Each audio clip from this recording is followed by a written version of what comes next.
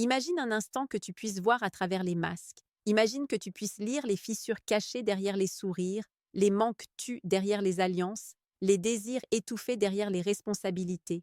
Imagine que tu puisses comprendre ce qui pousse certaines personnes, pourtant engagées, pourtant liées par un contrat, à s'aventurer vers l'interdit, à glisser, parfois sans même s'en rendre compte, vers quelqu'un qu'elles n'auraient jamais imaginé remarquer.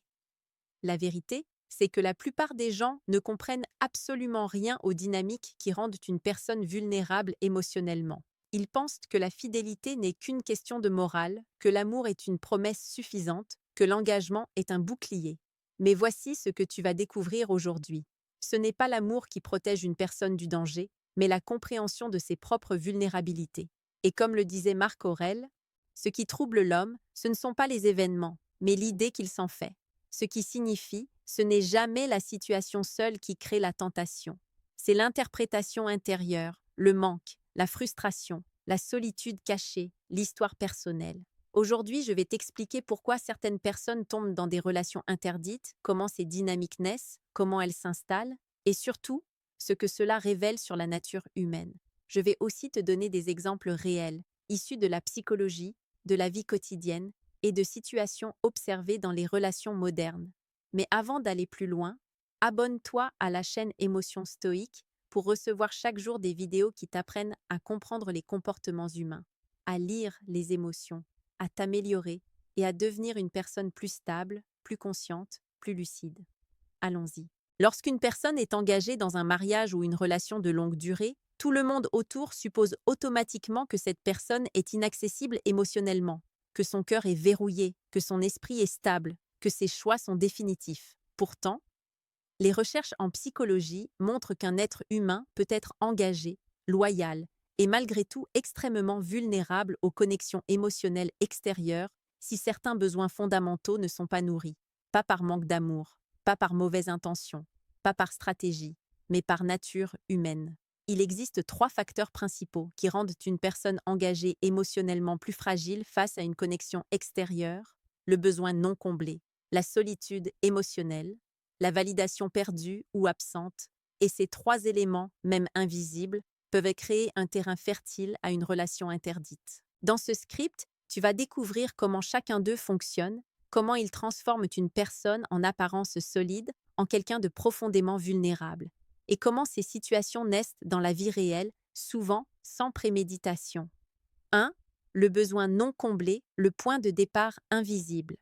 Ce qui pousse une personne engagée à devenir émotionnellement fragile n'est jamais un événement brutal. C'est un manque, un vide, quelque chose de petit, de presque imperceptible, qui finit par devenir un gouffre. Exemple réel, cas psychologique classique. Un homme raconte qu'après 10 ans de mariage, ce n'est pas qu'il n'aimait plus sa femme, ce n'est pas qu'il souhaitait quelqu'un d'autre, mais il s'était habitué à ce que tout soit automatique, prévisible, quadrillé par la routine. Et ce qu'il a rencontré un jour, ce n'était pas une femme meilleure, mais une personne qui l'a regardé d'une manière différente. Qui a remarqué quelque chose que plus personne ne remarquait chez lui? Quelque chose de très simple. Tu as l'air fatigué, tu veux en parler? Ce n'est parfois pas la personne qui séduit, c'est le sentiment d'être vu. Le besoin non comblé crée un espace psychologique. Et ce vide, lorsqu'une personne extérieure y dépose un peu d'écoute, un peu d'attention, un peu de compréhension, devient une brèche. Pourquoi ce mécanisme est si puissant? Parce que chez tout être humain, un besoin ignoré devient un besoin amplifié, pas par choix, par survie émotionnelle. Et les stoïciens le savaient déjà.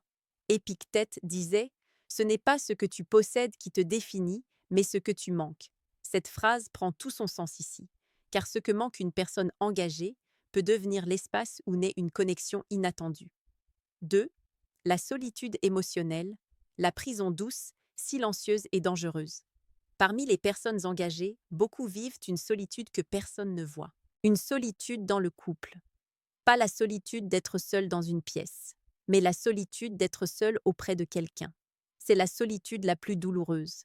Elle se manifeste par conversations superficielles, projets automatiques, manque de présence, baisse d'écoute, absence d'intérêt profond, routine, affective, déconnexion graduelle. Une personne peut dormir dans le même lit que quelqu'un et malgré tout avoir l'impression que son âme dort 5 mètres plus loin. Exemple réel. Une femme mariée depuis 6 ans explique à une psychologue: Je ne veux pas d'une autre relation. Je veux juste qu'on me parle comme si j'existais encore. Et lorsqu'un collègue, un ami ou un inconnu commence à lui parler avec sincérité, profondeur, attention, ce n'est pas la personne qu'elle trouve attirante. C'est ce qu'elle ressent à travers cette personne, la présence qu'elle n'a plus. La solitude émotionnelle rend une personne fragile sans qu'elle ne s'en rende compte. Elle ne cherche pas, elle ne planifie pas, elle ne veut pas, elle ressent. Et ce ressenti peut être si puissant qu'il dépasse la logique. 3. La validation perdue, ce que tout humain cherche, même sans le savoir. La validation est une nourriture psychologique. Même les personnes les plus fortes, les plus stables, les plus confiantes, ont besoin parfois d'entendre: Tu comptes, tu es important. J'apprécie ce que tu fais, tu as de la valeur, tu as un impact, tu es inspirant, je te fais confiance.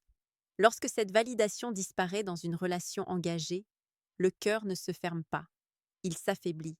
Et une personne extérieure qui apporte de la reconnaissance, même de manière non intentionnelle, devient soudain une source d'énergie émotionnelle. Exemple quotidien. Un professeur raconte qu'après 15 ans de mariage, il n'avait plus entendu un seul compliment de sa femme depuis longtemps.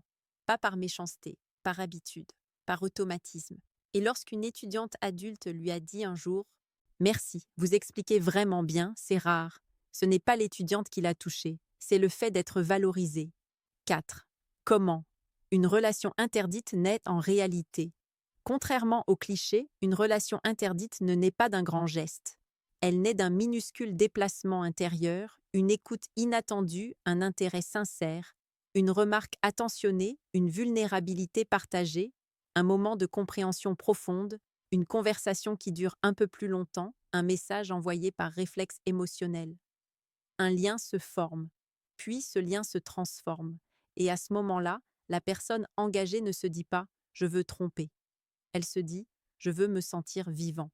Et ça, c'est dangereux. Non pas parce que l'autre personne séduit, mais parce que le vide intérieur appelle quelque chose à le remplir. 5. Le danger de l'inconscience, ce que les gens ignorent. La plupart des personnes engagées ne réalisent pas qu'elles sont vulnérables. Elles pensent être protégées par leur engagement, leur morale, leur routine, leur amour, leur âge, leur stabilité, leur maturité. Mais la psychologie est claire: personne n'est immunisé contre une connexion émotionnelle inattendue si un besoin profond est ignoré trop longtemps. Ce n'est pas une question de force, c'est une question de lucidité. Et le stoïcisme l'enseigne depuis 2000 ans. La première liberté est la connaissance de soi. Selon Sénèque, tu veux éviter ce genre de situation? Comprends-toi, observe-toi, analyse tes besoins, préserve tes piliers émotionnels. 6. Pourquoi ce sujet fascine autant? Parce qu'il parle d'une vérité universelle. Le cœur humain est un terrain complexe où la logique n'est jamais seule. Les gens ne tombent pas dans l'interdit pour le plaisir. Ils tombent parce qu'ils n'ont pas appris à reconnaître leurs failles, leurs besoins, leurs frustrations, leur fatigue sentimentale, leur vulnérabilité silencieuse. Et parce que personne ne leur a appris à combler ces espaces, ils se tournent vers la première personne qui offre une présence. J'aimerais savoir, quel est, selon toi, le plus grand besoin émotionnel qu'un être humain doit nourrir pour rester équilibré? Dis-le en commentaire, je lis tout. Et si tu veux comprendre chaque jour les mécanismes du comportement humain, des relations, de la psychologie du couple, de la stabilité émotionnelle, abonne-toi maintenant à la chaîne Émotions stoïques.